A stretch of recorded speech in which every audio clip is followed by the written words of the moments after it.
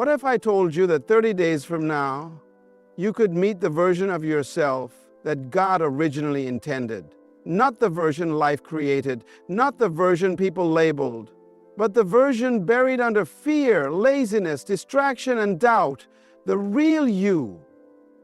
What would happen if for just 30 days you decided to become intentional, focused, disciplined, dangerous, to mediocrity? Let me tell you something. Transformation doesn't take a lifetime.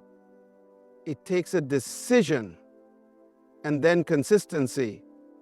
God never needed time to change a person. He only needed their cooperation. God never creates anything without giving it purpose. But purpose is only powerful when it's discovered, and you will never discover your purpose living in confusion about your identity. That's why the first key to transformation in this 30-day challenge is clarity. Not money, not fame, not followers, clarity. Because until you know who you are, the world will keep telling you who to become. Listen, identity is not found in what you do, what you own, or how others see you. Identity is found in your source. And when you don't know your source, you become a slave to systems. You are not a mistake. You are not random. You are not here just to breathe, eat, pay bills, and die. There's a reason you were born in this generation, with your voice, your story, your gifts. And that reason is hidden inside the mind of God. He didn't create you to fit in. He created you to stand out. But here's the tragedy. Most people spend their whole life trying to become someone they were never meant to be. And let me be very clear.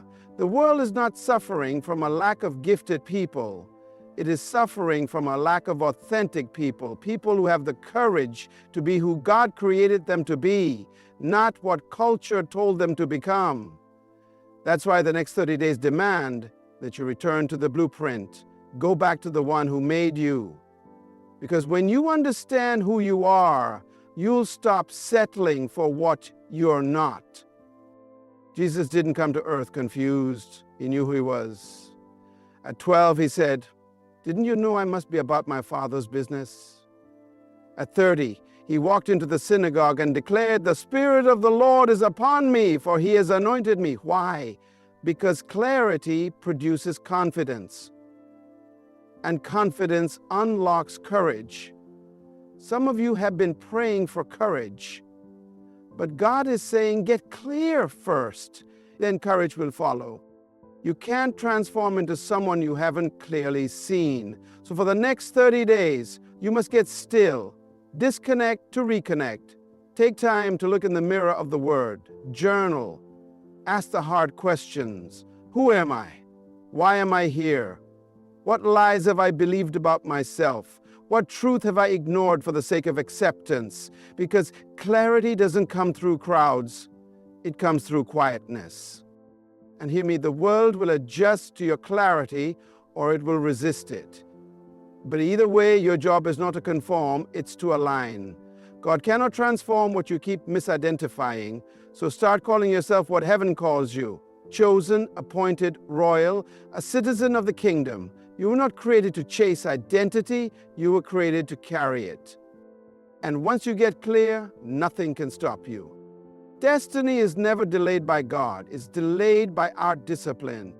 You can pray all you want, fast all you want, cry, shout, dance, speak in tongues, but until you apply discipline, your destiny will stay locked in potential. Because discipline is the bridge between desire and manifestation.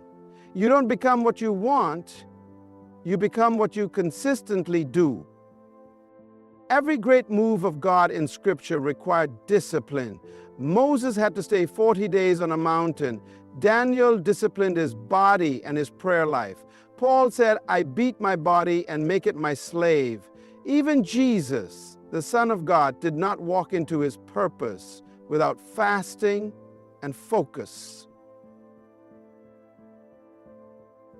What makes you think you can live undisciplined and still fulfill your calling? This is the part nobody likes to talk about. Because discipline is not glamorous, it's not exciting, but it is essential. In the next 30 days, your life will not change just because you set goals. It will change because you set standards. That's the power of discipline. It builds a structure that purpose can live in, because purpose without discipline becomes potential wasted. Look around. The world is filled with talented people going nowhere. Gifted people dying in frustration. Why? Because talent without discipline is like a car with no steering wheel. It's impressive, but it's out of control. Discipline says, I don't feel like it, but I do it anyway. Because feelings are a luxury, purpose is a responsibility. And let me say this. Discipline is not just about saying no to the wrong things. It's also about saying yes to the right things consistently. Waking up early, reading, studying, praying, planning, practicing, repeating, refusing to let laziness and emotion rule your life. That's kingdom maturity. Discipline turns ordinary days into extraordinary futures. And it's not just about you. Your discipline affects your children, your family, your legacy, your generation. A lack of discipline doesn't just delay your dream, it disrupts your divine assignment. You don't get to choose both comfort and calling. You must choose one. So in these next 30 days, do what others won't so you can live how others can't. Wake up earlier. Turn off distractions. Create routines. Guard your time like your future depends on it, because it does. The future belongs to the disciplined. Your destiny is waiting, but only if you're willing to pay the price. The devil doesn't have to kill your dream to destroy it. He just has to distract you from pursuing it. Distraction is the most subtle weapon of the enemy. He won't always attack you with fear or failure. He'll attack you with busy schedules, constant noise, and meaningless scrolling. And you think you're doing fine because you're still active, still showing up, still moving. But motion is not the same as progress. You can be busy and still be lost. One of the most dangerous things about distraction is that it doesn't feel dangerous. It feels normal, comfortable, entertaining. It looks like one more video, one more conversation, one more hour wasted on something that will add nothing to your purpose. But here's the truth. What you tolerate will eventually dominate. If you tolerate distraction, it will dominate your time, your focus, and eventually your destiny.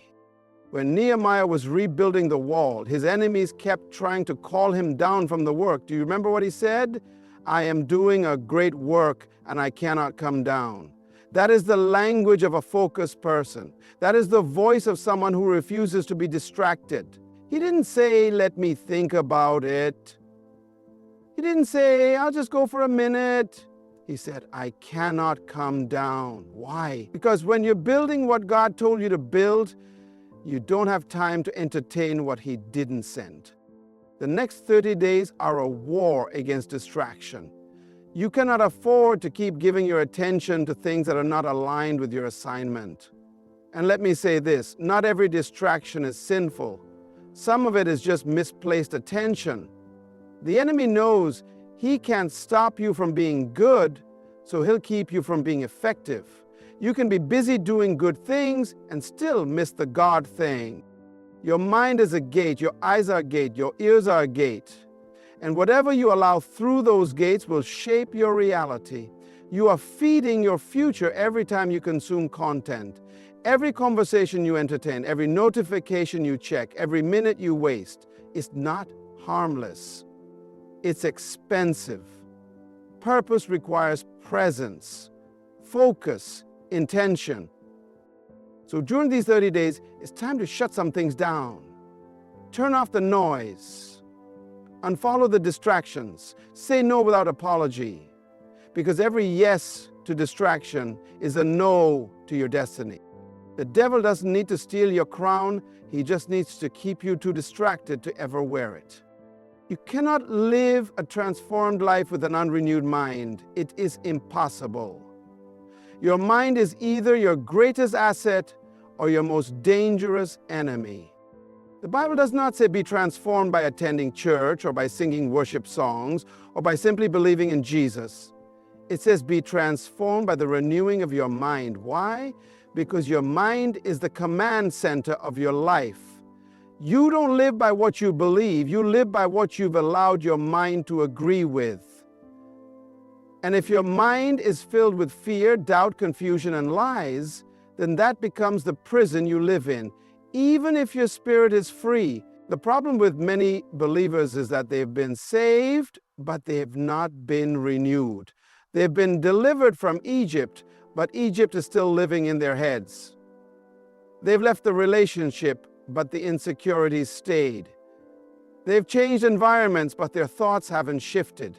And until you change the way you think, you will keep recreating the same patterns in different seasons, with different people, in different places, because transformation begins in the mind. A renewed mind is not a suggestion, it's a command. That's why you can't afford to let anything occupy your mind that doesn't align with your purpose. In the next 30 days, you must detox your thoughts. Cast down every imagination, every false identity, every lie that says, you're not enough, or you'll never change, or this is just who you are. That is not truth. That is programming. And what's been programmed can be reprogrammed. If the enemy can control your thoughts, he doesn't have to control your actions, because your actions will follow your thoughts anyway. That's why your daily mental diet matters more than you realize. What are you reading? What are you saying to yourself? What do you believe when no one is watching? Because transformation is not a miracle, it's a process. And renewing your mind is a daily discipline, not a one-time event. Jesus didn't come just to save your soul. He came to restore your mind to the mind of the kingdom, to see as heaven sees, to think as God thinks. That means you must reject every thought that contradicts your divine identity. The mind of Christ does not entertain fear. The mind of Christ does not settle for average. The mind of Christ sees opportunity in opposition. So for the next 30 days, guard your thoughts like your future depends on it, because it does. Speak truth until it drowns the lies. Meditate on purpose until doubt no longer fits. Declare what God said until your mind finally agrees. Because when your mind is renewed, your life has no choice but to follow. God does not respond to emotion, He responds to motion. Faith is not a feeling, it is action born from conviction. One of the greatest deceptions in the body of Christ is the idea that inspiration is enough. That if you feel stirred, if you shout in the service, if you cry during the message, somehow that's transformation. No, my friend. Inspiration without implementation is just entertainment. You are not called to be impressed by truth. You are called to be changed by it. We do not grow because we hear the word. We grow because we do the word. James was bold when he said, "Be doers of the word and not hearers only, deceiving yourselves." Think about that. He said, if you hear and don't do, you are self-deceived. That means your enemy isn't even the devil, it's your inactivity. You prayed for a miracle, but God gave you a strategy, and now He's waiting for you to move. Many people are stuck not because they lack revelation, but because they refuse responsibility. The kingdom is not built on intentions, it is built on obedience. God blesses steps, not ideas. You can't walk on water if you never get out of the boat. You can't change your life if you never change your schedule. You can't break generational curses if you only talk about them. You must act, move, build, apply. Jesus didn't just speak truth. He embodied it. He lived it. He modeled what kingdom obedience looked like. He didn't wait for convenient moments. He acted on kingdom assignments. When he told the man with the withered hand to stretch it out, the miracle didn't happen until the action took place. Movement triggered manifestation. That's how the kingdom works. In these 30 days, you will be tempted to stay in the realm of ideas, to write things down but not execute, to plan but never begin. That is the trap of many dreamers, trapped in vision, paralyzed in practice. But I challenge you, do what you know, apply what you've learned. Don't wait for perfect conditions, start with what you have. Heaven is not waiting on your inspiration. It's waiting on your participation. You've cried long enough. You've dreamed long enough. You've journaled long enough. Now is the time to move. Send the email. Make the call. Change the routine. Cancel the distraction. Take the risk. Invest the energy. Show up even if you're scared, because nothing will change until you change your level of obedience. Faith is not believing God can, it's obeying like He already did. You were never created to survive, you were born to multiply, to dominate, to reign, to produce fruit that remains. The final key in this 30-day transformation challenge is not just about discovering potential, it's about sustaining it. Because breakthrough means nothing if it dies in the next season. You were never designed to be a one-time wonder. God doesn't just want you to experience change. He wants you to maintain momentum. Kingdom people don't just start strong, they finish stronger. The enemy doesn't fear your excitement. He fears your endurance. He knows that fire fades if it's not fed. That motivation dies without consistency. So his plan isn't always to stop you immediately, it's to wear you down, to make you believe that passion is enough. But listen carefully. Passion starts the fire, but discipline keeps it burning. Consistency is the proof of transformation. When God created the earth, He placed within every living thing the power to reproduce after its own kind. That includes you, which means real transformation isn't just what you do once, it's what you become. You don't just go on a 30-day challenge and return to normal. No, that's religion. Transformation is not an event, it's a lifestyle. And in the kingdom, you are called to bear fruit in every season. Jesus said, if you remain in me and my words remain in you, you will bear much fruit. Apart from me, you can do nothing. Do you know what that means? It means your source is more important than your speed. Don't just get excited, stay rooted, stay planted, stay connected to the Word, stay in prayer, stay accountable, stay focused. Because consistency doesn't happen by accident, it happens by abiding. Some of you have started things before. You've tried challenges, read books, made plans. But what was missing was the power to sustain it. That power doesn't come from hype, it comes from alignment, from staying in step with God's rhythm, from choosing daily obedience over temporary emotions. That's what creates momentum that lasts beyond motivation. So as you finish this 30-day challenge, don't just celebrate change, protect it. Guard your mind, guard your routines. Build systems around your new habits and understand the goal is not perfection, it's persistence. You fall, get up. You miss a day, keep going. You feel tired, remember your why. The proof of transformation is not in how loud you start, but in how faithful you finish. 30 days, that's all. 30 days to break cycles, shift identity, align with purpose, and walk in authority. Don't wait for permission to change. Heaven already approved your transformation. The next 30 days are not about perfection, they're about pursuit.